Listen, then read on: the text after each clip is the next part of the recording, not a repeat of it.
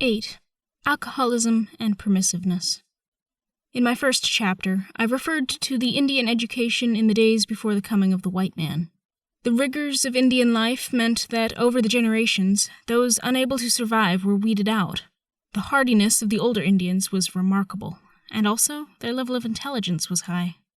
Indian problems were created by the lack of discipline and chastisement of the children. The tribal pattern remained unchallenged, generation after generation.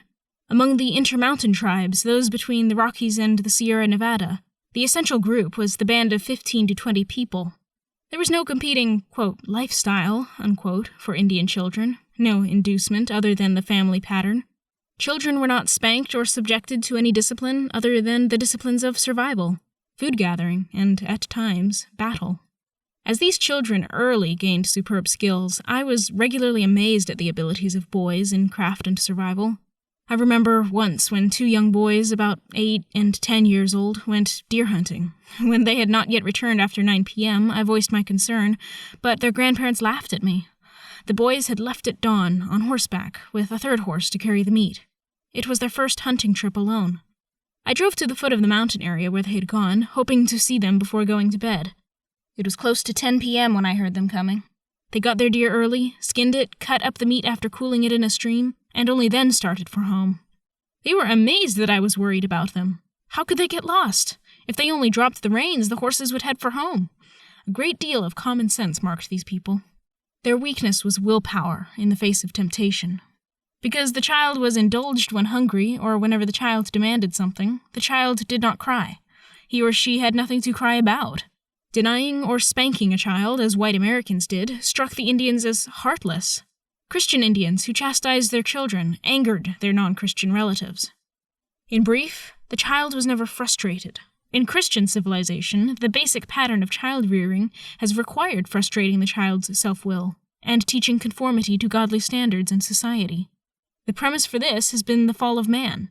The child is therefore born a sinner, seeking his self-will and desiring gratification. Child training seeks to Christianize and civilize the baby, so that it might grow into godly adulthood. The newborn baby is both helpless and anarchistic by nature. The parents lovingly train the child into godly habits. Because the Indian child rearing was permissive, the Indian child was not used to the frustrations normal to a Christian child's upbringing. The Christian child learns early that there is a pattern to society that requires obedience, conformity, and respect. Lacking this disciplined and purposive training, the Indian child finds life full of frustrations. Overwhelmed, he turns early to liquor and native drugs. As a result, he is unable to develop his often remarkable abilities. Having had a permissive upbringing, he finds life's frustrations overwhelming. He has not learned how to say no to himself or to others.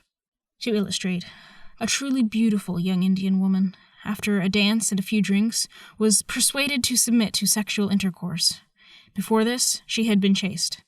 The young man then urged her to accommodate his friends, 15 or more of them.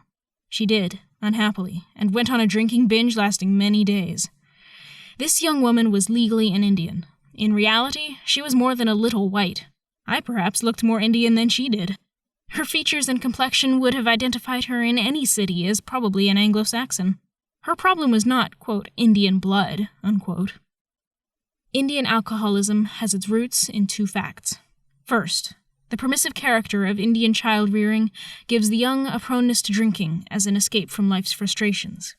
Second, certain races have apparently a genetic inability to assimilate alcoholic beverages, whereas others have no such problems.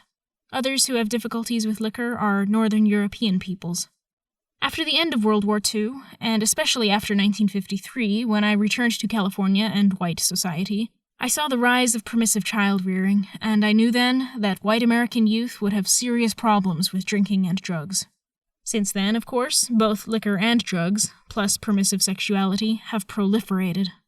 Having been reared permissively, Americans cannot take frustration. Life, however, is constantly full of frustrations. These can be met with a flight into liquor, sex, and drugs, or they can be seen as a means whereby we learn and grow. Since my years at Owyhee, the reservation has gained the unhappy distinction of having the highest suicide rate in the United States. There is, of course, and has been for years, a high rate of suicide among certain tribes.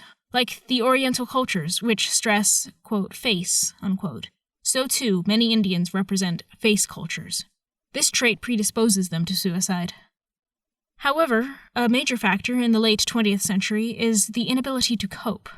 At the same time, suicide has increased greatly among white American youth.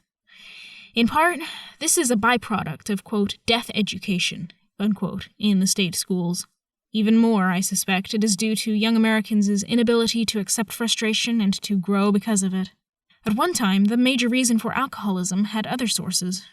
Among white Americans prior to 1950, a false perfectionism was often a cause even of suicide. Many people wanted their lives to conform to rigid expectations. If their jobs, families, or anything else failed to meet their severe requirements, they fell apart. I recall one beautiful young woman, married to a successful man and the mother of 2 young girls, who required everything around her to resemble a store's show window or an art exhibit. Every room in her spacious house seemed ready for a photographer to chronicle her gracious living. When the girls came home from school and her husband from his office, she hovered over them to pick up and put away the newspaper, school books, and toys. The husband added a recreation room to the house as a place for casual living. The wife at once took charge of the room to make it also a picture-perfect place. Disagreement with her rigid and regimented government of the house and the family caused her headaches, as probably would have Christianity. There is a relationship between permissiveness and false perfectionism. In both cases, people want the world on their terms. One intelligent but alcoholic young Indian man rejected, without any hesitation, all external standards and requirements in 2 words. Quote, "Why anything?" Unquote.